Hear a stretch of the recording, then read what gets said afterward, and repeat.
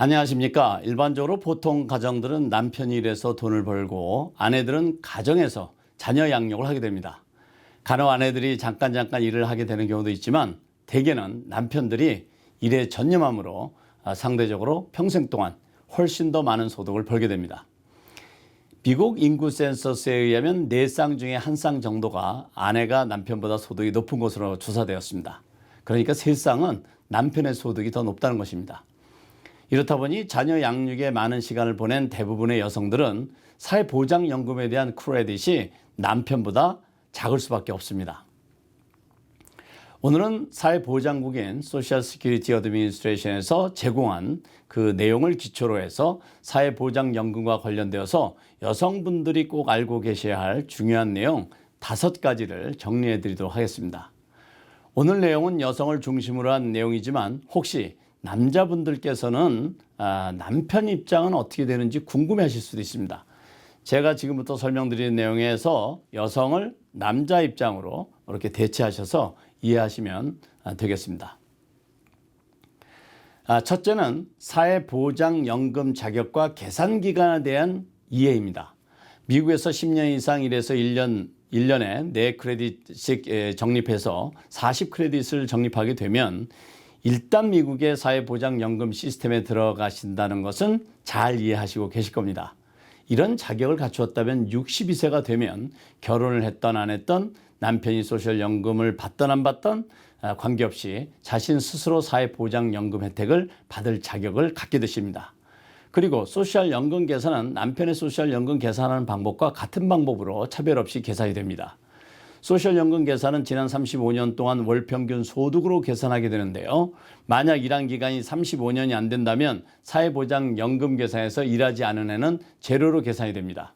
만약 사회보장연금 수령 나이인 62세 전에 장애인이 되었을 경우에는 지난 최근 10년 동안 최소 5년 이상 일해서 소셜 시큐리티 텍스를 납부했다면 소셜 시큐리티 디서빌리티 베네핏을 받을 수 있습니다.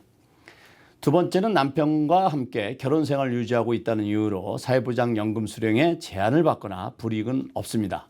만약 사회보장연금 수령 나이가 되어서 신청하게 되면 남편과 함께 각자 자신의 사회보장연금을 받게 됩니다.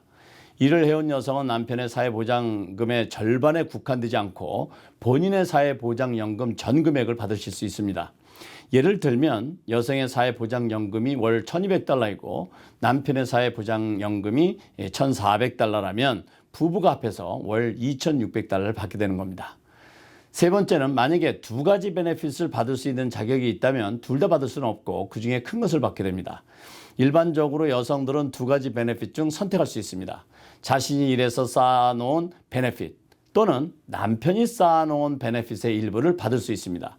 이 경우에 둘 다 받을 수는 없고 두 베네핏을 비교해서 큰 금액을 받으실 수 있습니다. 여성 배우자는 남편이 쌓아놓은 소셜연금의 3분의 1 또는 50%를 받을 수 있습니다.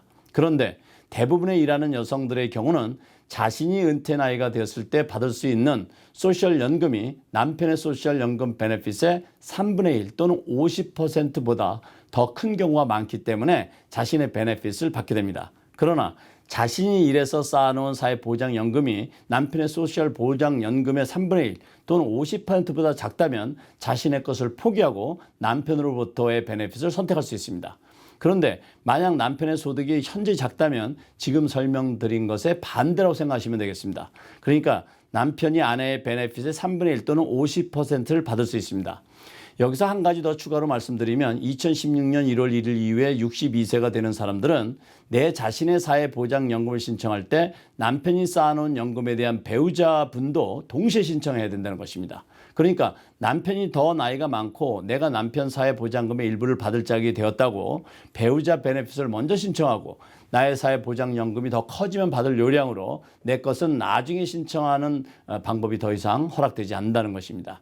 이 규정은 장애자 연금이나 미망인은 제외가 됩니다. 네 번째는 이혼을 했을 경우를 알아보겠습니다. 만약 10년 이상 결혼 생활을 한 후 이혼을 했다면 전 남편의 사회보장연금의 일부를 받을 자격이 있습니다. 이혼한 여성이 전 남편과 최소한 10년 이상 결혼 생활을 했고 전 남편이 사회보장연금 수령 자격이 되었을 때 여전히 재혼을 하지 않았다면 전 남편의 사회보장금의 일부를 수령할 수 있습니다. 어떤 여성들은 이혼할 때 전 남편의 사회보장연금으로부터 받을 수 있는 연금을 받지 않겠다고 포기하는 이혼 판결문에 서명하시는 분도 있습니다. 그렇지만 꼭 알고 계셔야 할 것은 이렇게 포기하겠다고 서명을 했어도 결혼 생활을 최소 10년 이상 했다면 이 포기 서명은 유효하지 않습니다. 그러니까 이 포기 판결문에 서명을 했어도 전 남편의 사회보장연금의 일부를 수령할 수 있다는 것입니다.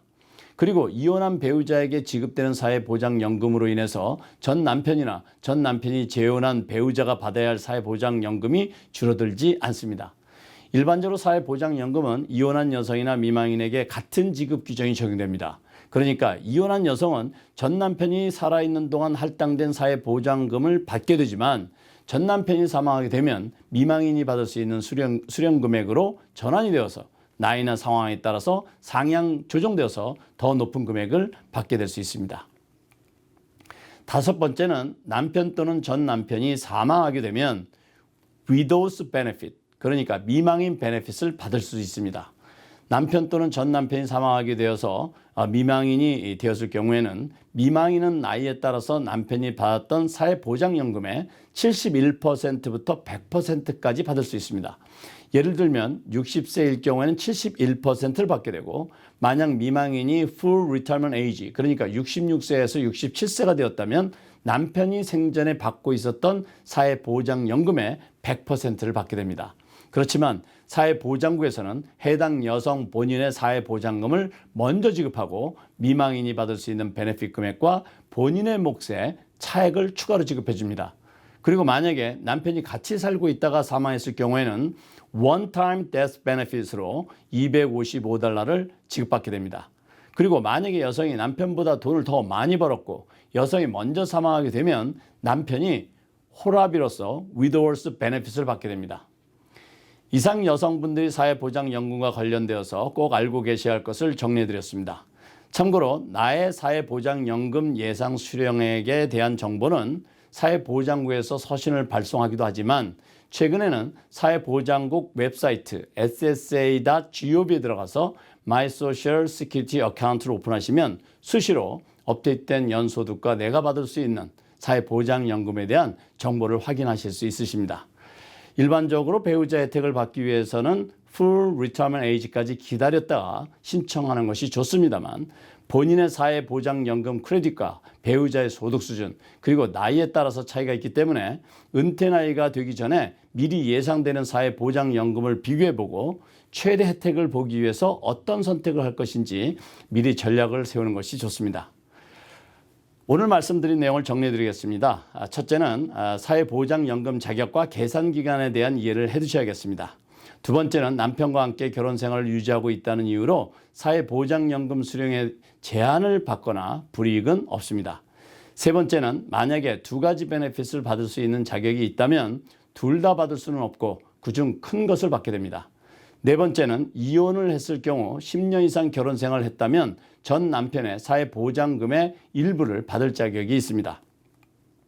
다섯 번째는 남편 또는 전 남편이 사망하게 되면 widow benefit, 그러니까 미망인 베네핏을 받을 수 있습니다.